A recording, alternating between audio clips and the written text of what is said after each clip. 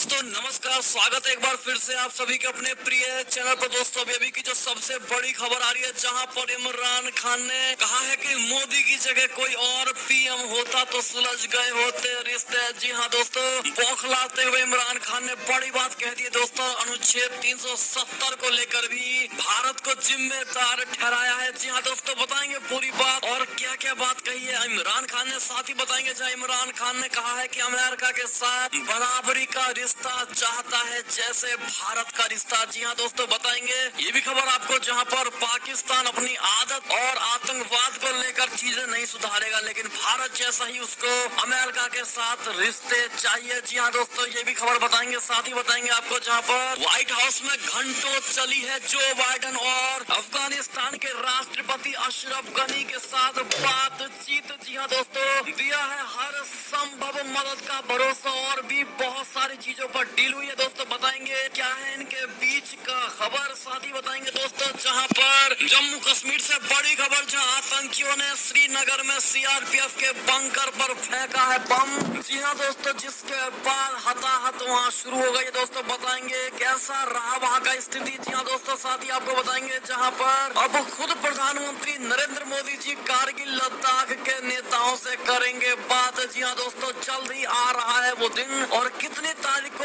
बात करेंगे दोस्तों, इसकी भी जानकारी देंगे। साथ ही जिला पंचायत अध्यक्ष चुनाव से बड़ी खबर, जहां सपा के जिला अध्यक्षों पर गिरी है हार की गाज, 11 पार्टी से बर्खास्त। जी हाँ दोस्तों, अखिलेश यादव को लगा है तगड़ा झटका। बताएंगे पूरी बात क्या है दोस्तों। साथ ही चुनावी मोड में आ चुकी है बीजेपी। उत्तर प्रदेश सहित 4 राज्यों में सत्ता बचाए रखने को महामंथन शुरू हो गया है दोस्तों। और कौन कौन से स्टेप्स लिए गए इनके द्वारा, हर तरह की जानकारी देंगे दोस्तों। तो जानने के लिए बने रहिएगा वीडियो के अंत तक। और अभी खबरों में आगे बढ़ने से पहले अगर आप भी मानते हैं कि मोदी जी हैं तो हर चीज संभव है, भारतीय सेना तो हमारा देश गर्व से जी रहा है और इस कोरोना काल में डॉक्टर ही भारत के लिए सबसे बड़े वरदान है और सबसे बड़े रक्षक है। तो फटाफट से इस वीडियो को भी कर दीजिए लाइक, चैनल को कर दीजिए सब्सक्राइब, बेल आइकन दबाइए। साथ ही कमेंट बॉक्स में लिख दीजिएगा जय हिंद। जी हाँ दोस्तों, तो चलते हैं पहली और सबसे बड़ी खबर की तरफ, जहाँ पर इमरान खान बोले मोदी की जगह कोई और पीएम होता तो सुलझ गए होते रिश्ते। जी हाँ दोस्तों, अनुच्छेद 370 से छेड़छाड़ भारी भूल। जी हाँ दोस्तों, पाकिस्तान के प्रधानमंत्री इमरान खान ने एक साक्षात्कार में प्रधानमंत्री नरेंद्र मोदी जी के शासन को लेकर बड़ा बयान दिया है दोस्तों। उन्होंने कहा है कि जब मैंने पदभार संभाला था तो मैंने प्रधानमंत्री नरेंद्र मोदी के सामने एक सामान्य सभ्य कारोबारी रिश्ते बनाने का नजरिया रखा था। हमने कोशिश की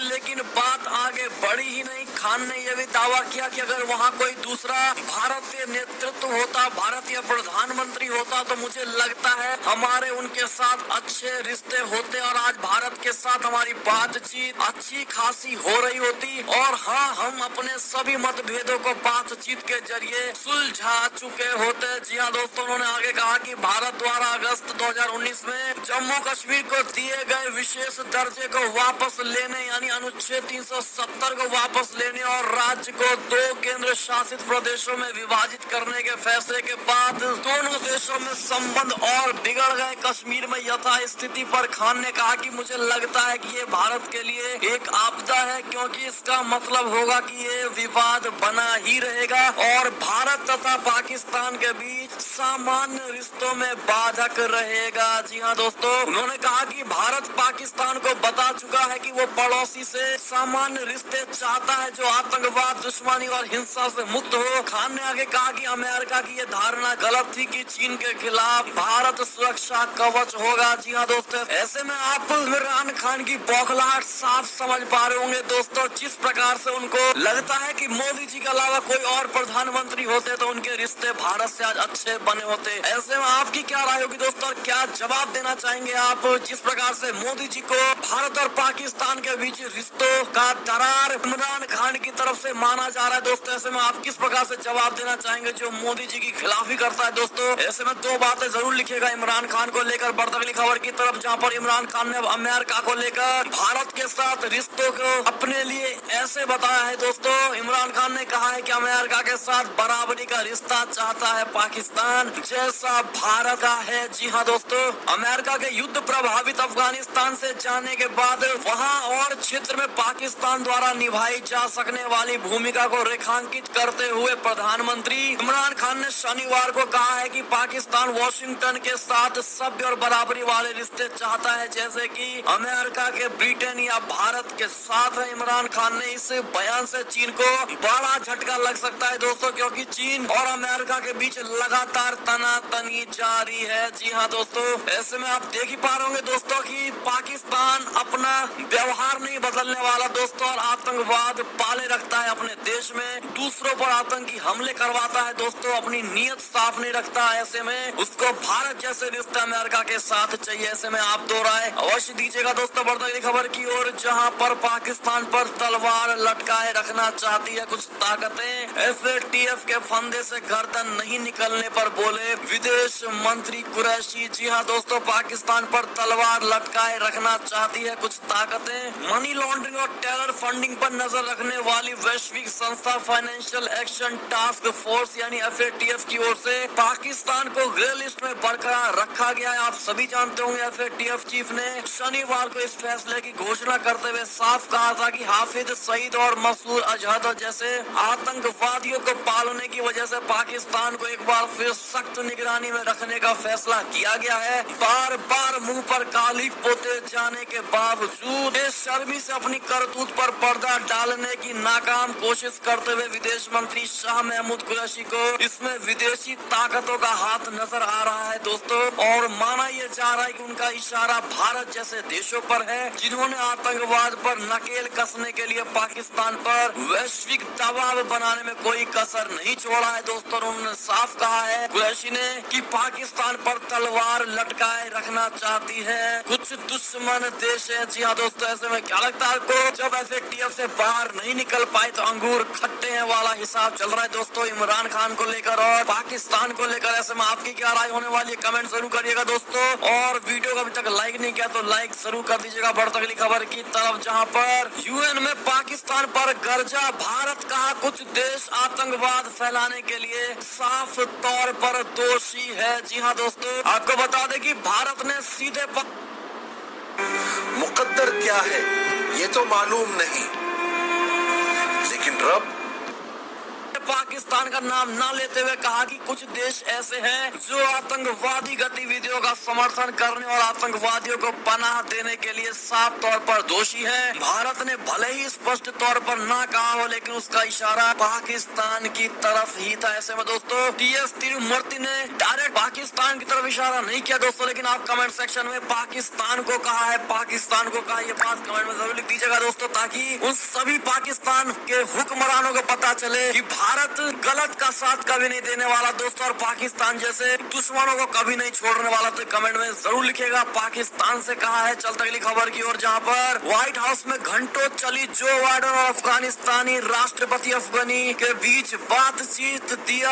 हर संभव मदद का भरोसा। बता दें अमेरिकी राष्ट्रपति जो बाइडेन ने व्हाइट हाउस में अपने अफगान समकक्ष मोहम्मद अशरफ गनी और उच्च परिषद के अध्यक्ष अब्दुल्ला से मुलाकात की है। इस दौरान जो बाइडेन ने कहा है कि हमारे सैनिक भले ही वहां से लौट रहे हैं, लेकिन अफगानिस्तान के लिए आर्थिक और राजनीतिक समर्थन और सहयोग जारी रहेगी। उन्होंने कहा है कि अफगानिस्तानों को अपना भविष्य तय करना होगा, इसके लिए मूर्खतापूर्ण हिंसा को रोकना होगा। आपको बता दें कि अफगानिस्तान के राष्ट्रपति अशरफ गनी और सीईओ अब्दुल्ला अमेरिकी दौरे पर हैं। यात्रा पर आए नेताओं ने रक्षा मंत्री लॉयड ऑस्टिन, CIA के निदेशक विलियम बर्न्स और शीर्ष कांग्रेस नेतृत्व समेत जो बाइडेन प्रशासन के शीर्ष अधिकारियों से मुलाकात की है। जी हाँ दोस्तों, बढ़ते अगली खबर की तरफ, जहां पर जॉर्ज फ्लॉयड की हत्या मामले में दोषी अफसर को 22.5 साल की सजा सुना दी गई है। दोस्तों बता दें, श्वेत अमेरिकी जॉर्ज फ्लॉयड की हत्या में दोषी पाया गया पूर्व पुलिसकर्मी डेरेक चाउविन को कोर्ट ने 22.5 साल जेल की सजा सुना दी है। दोस्तों एजेंसी की रिपोर्ट्स के मुताबिक जज ने कहा है कि डेरेक की सजा विश्वास और अधिकार की स्थिति के दुरुपयोग पर और फ्लॉयड के साथ विशेष तौर पर दिखाई गई क्रूरता पर आधारित है। ऐसे में क्या लगता है आपको, कोर्ट के इस फैसले को कितना सही मानते हैं आप लोग दोस्तों? कमेंट में राय अवश्य दीजिएगा। बढ़ते खबर की तरफ, जहां पर जम्मू कश्मीर से बड़ी खबर, आतंकियों ने श्रीनगर में सीआरपीएफ के बंकर पर फेंका है बम, जिसमें 3 राहगीर घायल हो गए। जी हाँ दोस्तों, जम्मू कश्मीर में सुधरते हालात और सुरक्षा बलों की सख्ती से आतंकियों पर दबाव बढ़ता ही जा रहा है। वे एक बार फिर हालात बिगाड़ने के लिए हर मुमकिन कोशिश कर रहे हैं दोस्तों। आतंकियों ने शनिवार को फिर सुरक्षा बलों पर हमला करते हुए यानी टेरर अटैक, श्रीनगर में सीआरपीएफ के बंकर पर बम फेंका गया है दोस्तों। शहर के बर शाह एरिया में हुए इस हमले में आतंकी अपना निशाना चूक गए दोस्तों और बम सड़क पर जाकर फट गया। इस हमले में सड़क से गुजर रहे 3 राहगीर घायल हो गए, उन्हें इलाज के लिए अस्पताल पहुंचाया गया है। जी हाँ दोस्तों, आप इमेज में देख पा रहे होंगे किस प्रकार से इस हमले को अंजाम दिया गया था दोस्तों, लेकिन गनीमत रही कि किसी को भारी चोट नहीं आई। जी हाँ दोस्तों, ऐसे में चलते अगली खबर की ओर, जहां पर प्रधानमंत्री मोदी जी अब खुद कारगिल और लद्दाख के नेताओं से करेंगे बात। 1 जुलाई को बुलाई गई है बैठक। बता दें, केंद्र सरकार ने जम्मू कश्मीर को लेकर सर्वदलीय बैठक बुलाने के बाद अब कारगिल और लद्दाख की पार्टियों के नेताओं से मुलाकात करने की पहल की है। इसके तहत 1 जुलाई को कारगिल और लद्दाख के नेताओं और समाज सेवियों को बैठक के लिए आमंत्रित किया गया है। जी हाँ दोस्तों, चलते अगली खबर की तरफ, जहां पर राफेल लड़ाकू विमान का नया रिकॉर्ड, लगातार 12 घंटे उड़कर 17,000 किलोमीटर की दूरी तय करके ताहिती एयर बेस पहुंचा। जी हाँ दोस्तों, राफेल लड़ाकू विमान ने बिना रुके 12 घंटे तक उड़ान भरकर नया रिकॉर्ड कायम कर दिया है दोस्तों। इस फ्रांसीसी लड़ाकू विमान ने प्रशांत महासागर में स्थित एयरबेस की यात्रा के दौरान 12 घंटे में 17,000 किलोमीटर की दूरी तय कर ली है। कल से पहले कोई भी राफेल विमान इतनी दूरी तक बिना रुके यात्रा नहीं कर पाया था। इससे पहले फ्रांस से भारत की 6700 किलोमीटर की दूरी राफेल लड़ाकू विमान बिना रुके तय कर चुके हैं। जी हाँ दोस्तों, चलते अगली खबर की ओर। ऐसे में कांग्रेचुलेशन राफेल जरूर कहिएगा दोस्तों। बढ़ते हैं खबर की ओर, जहां चीन की बड़ी चालाकी का बड़ा खुलासा हुआ दोस्तों, जहां ड्रैगन ने अमेरिकी सेंटर से डिलीट करवाया कोरोना का शुरुआती डेटा, लेकिन बाद में विशेषज्ञों ने कर दिया इसको दोबारा से हासिल। बता दें, चीन से निकलकर दुनिया भर में पिछले 1.5 साल से तबाही मचा रहे कोरोना वायरस की उत्पत्ति को लेकर अभी भी बहस छिड़ी हुई है। चीन पर कोरोना वायरस से जुड़े तथ्य छुपाने के आरोप लगते आए हैं। ये आरोप अब यकीन में बदलते नजर आ रहे हैं दोस्तों। हाल ही में एक रिपोर्ट में बड़ा खुलासा हुआ है कि चीन ने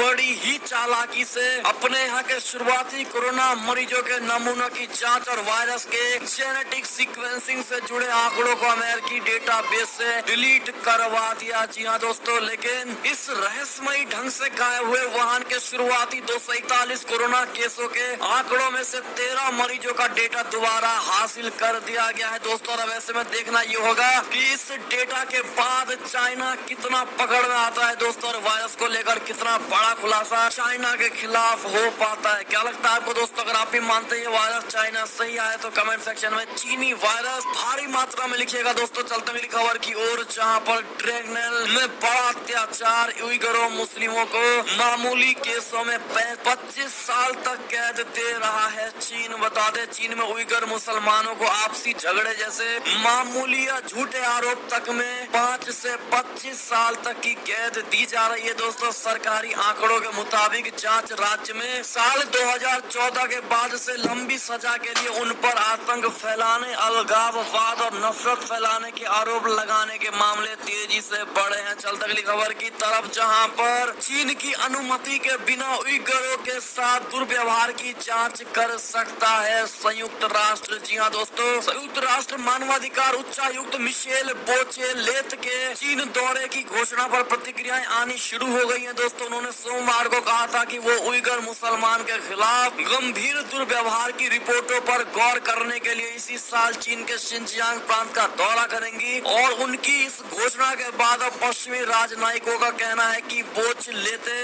उइगरों के स्थिति को लेकर खुद ही कुछ निष्कर्ष निकालने चाहिए। चलते अगली खबर की ओर, जहां पर भारत ने सहायता के लिए भेजे अत्याधुनिक नौसैनिक जहाज, जले मालवाहक पोत के सर्वेक्षण में करेगा मदद। बता दे भारत में श्रीलंका के मदद के लिए अत्याधुनिक उपकरणों से लैस अपना नौसैनिक जहाज कोलंबो भेज दिया है दोस्तों। ये क्षेत्र में नेविगेशन की सुरक्षा सुनिश्चित करने के लिए कोलंबो बंदरगाह के बाहर डूबे हुए मालवाहक जहाज के आसपास श्रीलंका के सर्वेक्षण प्रयासों में बड़ी सहायता करेगी। जी हाँ दोस्तों, चलते अगली खबर की तरफ, जहां पर ब्रिटेन की संसद में भारतीयों के लिए लाया गया है अहम प्रस्ताव। बता दें ब्रिटेन में भारतीयों के खिलाफ नस्लवादी घटनाओं को लेकर संसद में एक प्रस्ताव पेश किया गया है। ब्रिटेन में एक अध्ययन में भारतीय मूल के नागरिकों के खिलाफ नस्लवाद की बात सामने आई है, जिसके बाद 22 जून 2021 को संसद में एक प्रस्ताव पेश किया गया है। जी हाँ दोस्तों, चलते अगली खबर की तरफ, जहां बंगाल से घुसपैठिए रोहिंग्या और बांग्लादेशियों को किया जाए बाहर। सुप्रीम कोर्ट में दायर हुई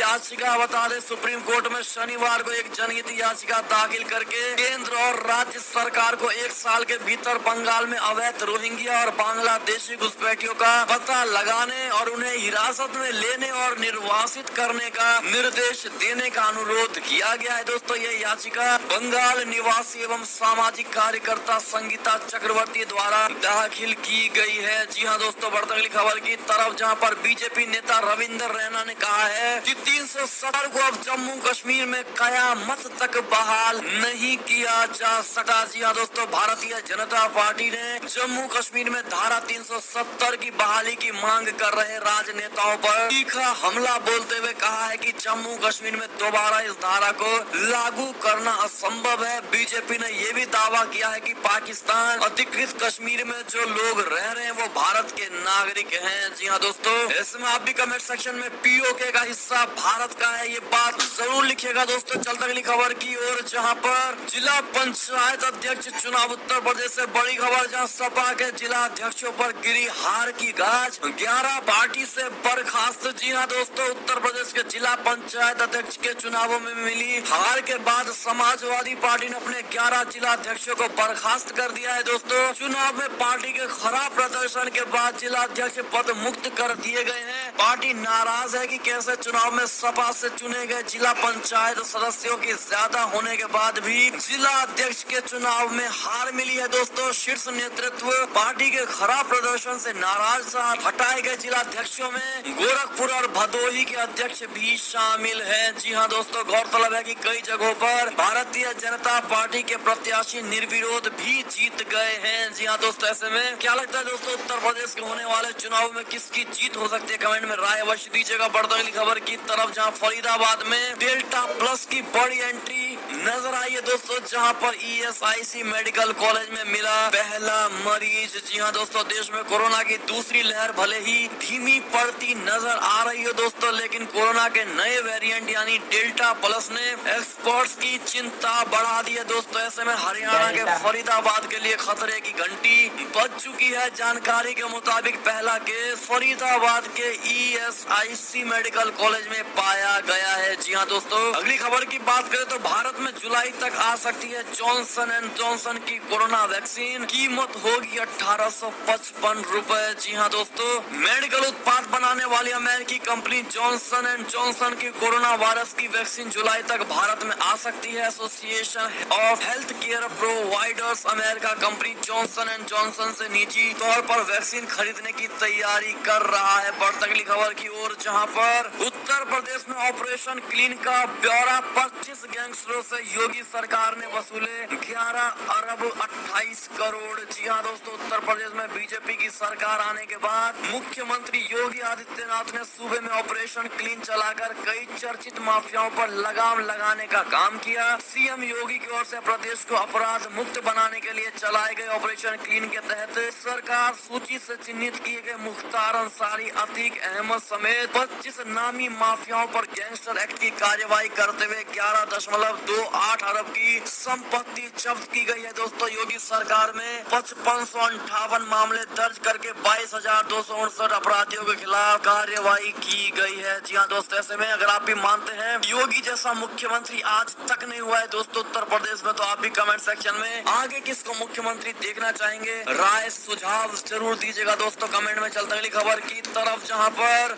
मध्य प्रदेश में अब रविवार को नहीं लगेगा कोरोना कर्फ्यू। सीएम शिवराज ने कहा कि कंट्रोल में है कोरोना का संक्रमण। जी हां दोस्तों, अगर खबर की बात करें तो देश में पहली बार मेट्रो स्टेशन पर भी होगा टीकाकरण। जुलाई से होगी इसकी शुरुआत। बता दें, कोरोना टीकाकरण को लेकर जागरूकता और नई पहल को लेकर हरियाणा में गुरुग्राम स्वास्थ्य विभाग का कोई जवाब नहीं है। दोस्तों, गुरुग्राम स्वास्थ्य विभाग हमेशा ही बेहतरीन पहल करने के लिए चर्चा में रहा है। स्वास्थ्य विभाग अब मेट्रो में यात्रा करने वाले लोगों को भी कोरोना रोधी टीका लगवाने की सुविधा मेट्रो स्टेशन पर उपलब्ध करवाने जा रही है। जी हाँ दोस्तों, चलते अगली खबर की तरफ, जहाँ पर चुनावी मोड़ में आई है भारतीय जनता पार्टी। यूपी सहित 4 राज्यों में सत्ता बचाए रखने को महामंथन जारी। बता दें, अगले साल उत्तर प्रदेश सहित 5 राज्यों में होने जा रहे विधानसभा चुनावों के लिए भारतीय जनता पार्टी तैयारी में जुट गई है। दोस्तों, शनिवार को पार्टी के वरिष्ठ नेताओं ने मैराथन बैठक की है, जिसमें पार्टी अध्यक्ष, पूर्व अध्यक्ष और गृह मंत्री अमित शाह, रक्षा मंत्री राजनाथ सिंह सहित कई वरिष्ठ नेता और कैबिनेट मंत्री भी शामिल हुए। सूत्रों ने बताया कि बैठक का मुख्य एजेंडा 5 राज्यों में विधानसभा चुनाव की तैयारी है। जी हाँ दोस्तों, और ऐसे में ये थी अब तक की सारी बड़ी खबरें। आपको हमारी खबरें कैसी लगी दोस्तों? आशा करता हूँ बहुत अच्छी लगी होगी। अगर थोड़ी भी अच्छी लगी है तो इस वीडियो को अभी अपने भाई बंधुओं में व्हाट्सएप, फेसबुक, ट्विटर के जरिए पूरे भारत में शेयर